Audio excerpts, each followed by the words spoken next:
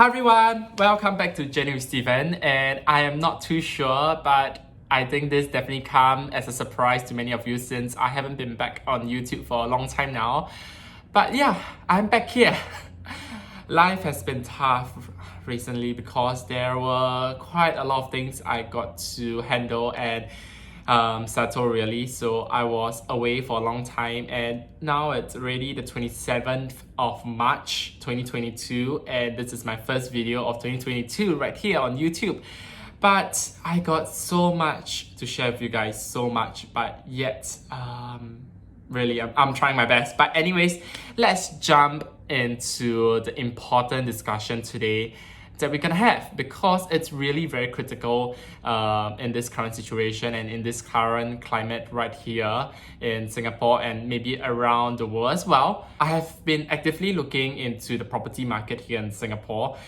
Especially recently, I got a few friends that moved back to Singapore and some moving away, but I didn't really want to talk about my previous place that I actually rented, which was in Marsiling. And if you guys haven't watched the apartment tour, I will link it up in this video and also in the description below. So I actually paid $1,300 a month before, and the landlord actually raised its rent to $2,500. Yes, a pure 92% hike in rent. Okay, but anyways, they didn't get $2,500 as an offer in the end, because I know who rented it afterwards and how much they paid. I think they paid $2,200 or $2,300 a month. But that said, it's still an astronomical hike in price. And considering where I used to stay, which was right beside the checkpoint, right, there were barely any amenities around other than the checkpoint, which is convenient to go to Malaysia, but you know, the borders weren't open there before, right, during the whole pandemic, so it was shut. But other than that, there were really barely any amenities around the area. It's really hard to travel to places, right? And during the weekends, if I go out, a Grab would command $35 to $45 a ride back home, and it takes half an hour. This is not the most critical thing that I want to mention in this video, but I want to talk about the rental market scams that has been happening in Singapore right here. And there were so many people that have fallen into this scam because of how the property market situation is right now in Singapore. It is so intense, it is so brutal, it's so crazy. Because if you just take my place as an example, right, that hike in rent itself was crazy, but yet you can see people are still snapping places up like there is no other properties available. It's so fast, like property market that, you know, apartments that are listed are just taken up so quickly. And I got so many friends that are telling me the same thing as well, and it's so hard to find somewhere to settle down. You know, and previously my place was a HDB, so you can imagine there are no amenities. And if I take a side-by-side comparison between a condo and my HDB that I rented before, you can see that a condo itself, 2-bedroom, it's commanding about the same price. I know I should taken somewhere similar to compare, but they are both equally as far, I guess, to the city.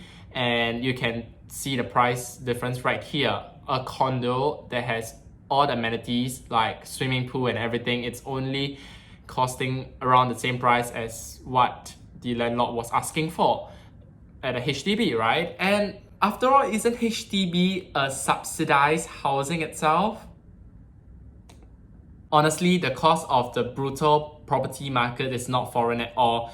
Right after the peak of individuals, you know, leaving Singapore as circuit breaker was in place right here in Singapore during the pandemic, those that needed to stay in Singapore really needed to find a shelter, because they realized that they can't leave the country and they have to stay put for work, right? And someone in TikTok well explained this, so let's watch the video right here. The reason why rent increased drastically these 2 years is because everyone who commute daily from JB are forced to rent a place in Singapore.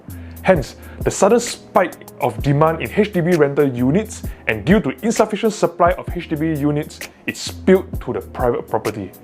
Now, When the borders are open, most of those who commute daily 2 years ago will commute again, and demand will drop drastically along with the rental price. Not to add on, constructions of apartments and the delivery of it was really delayed, and my family, particularly my mother, has experienced this. So the delivery of her place is actually still quite unclear, and it has been delayed for about 1 or 2 quarters right now. But honestly, this isn't the main reason why I'm making this video. I just want to discuss how awful it is, the property market has been, and how people are exploiting the situation right now.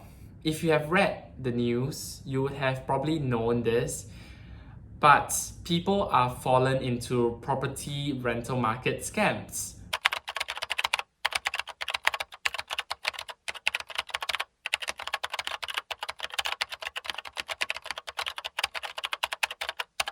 Right? And I have linked this article that I recently read in the description below as well, so you can give it a read. But if you haven't read it yet, or if you haven't come across it right now, I'm just gonna summarize it. So the scammers actually asked the victims for deposits to secure an appointment to view the property itself after posting fake properties on multiple websites. And I have came across a few before on Facebook groups where people are finding flatmates or finding lease takeovers kind of groups. So this listing, I have really came across quite a few, but I didn't manage to screenshot before it was taken down. But the thing is that it's posted everywhere. I think you can find them almost on any platforms, from Carousel to Facebook Marketplace to Facebook groups, like lease takeover groups, to Flat and Flat Share, and all those kind of Facebook groups. It is very common that people are exploiting these platforms to actually scam people, especially in this climate that the whole property market is just so brutal. And honestly, these victims are provided receipts of their payment, right? And it's looking so legitimate. I have came across the receipts as well. I will try to find it, and if I do, I will link it right here as I edit this video. So based on what I read, it says that they were also told that the deposits are refundable, and they are provided with bank account numbers or phone numbers to which they have to transfer the money. And the victims will only discover that they have been scammed after the scammers ceased contact with them, the police said. So in one of the Facebook group I actually am in, one person actually shared about this right here, that he or she has been conned twice. It's awful, right? So right now the borders measures has been relaxed, and it allows for traveling between Singapore and Johor Bahru. So I really believe that the property market will cool down as soon as people are able to travel between the cities freely, and that the migrant workers are able to come and build the apartments that are currently delayed. They are able to speed up the process and deliver by time, or if not earlier than the estimated completion date. But today, I just hope that this video will get to all the people that are looking at renting, in Singapore and maybe any other where else. If you're looking to rent, but particularly in Singapore, please, I hope that this video get across to all of you, and I hope that everyone stay safe and do not be a victim of this scam right here. And please do share this around, and I hope that it will help many other people to avoid this scam. That's it for today. Goodbye all.